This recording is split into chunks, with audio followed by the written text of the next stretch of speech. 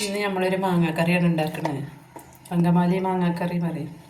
അതിന് ഒരു വലിയൊരു മാങ്ങ, 1/2 കിലോ മാങ്ങ ഉണ്ട്.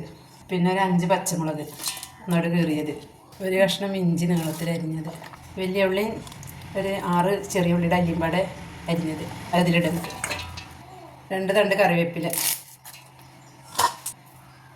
ഒരു 1.5 സ്പൂണ് മല്ലിപ്പൊടി, 1/4 ടീസ്പൂണ് മഞ്ഞൾപ്പൊടി, ആവശ്യത്തിന് ഉപ്പ്, വിനാഗിരി. ഇനി എല്ലാതും കൂടി കൈ വെച്ച് നല്ലോണം ഒന്ന് തിരുമ്പി എടുക്കണം. 2 ടീസ്പൂണ് എണ്ണ ഒഴിക്കണം, വെളിച്ചെണ്ണ. എന്നിട്ടൊരു 10 മിനിറ്റ് റെസ്റ്റ് ചെയ്യാൻ വെക്കുക. 10 മിനിറ്റ് കഴിഞ്ഞിട്ടോ നമ്മളിതൊരു കുടുക്കയിലേക്കാക്കിയിട്ട് ഗ്യാസ് ഓണാക്കാം. ഇനി നമുക്കിതിലേക്ക് തേങ്ങയുടെ 2-ാം പാൽ ഒഴിക്കത് വേവാൻ ആവശ്യമില്ല. മൂടി വെച്ച് വേവിക്കുക. ഇത് മാങ്ങയുടെ വേവയ്ക്കണം കേട്ടോ.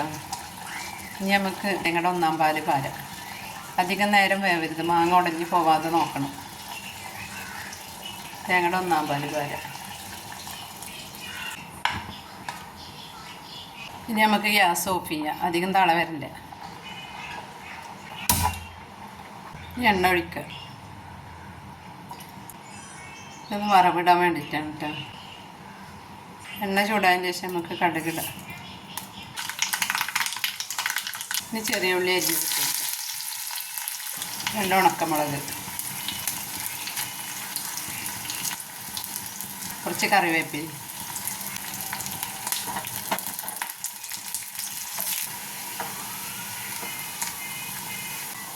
ഒരു നുള്ള് കാശ്മീരി മുളകും പൊടി, ഇത് കളർ കിട്ടാൻ വേണ്ടിയിട്ടാണ്.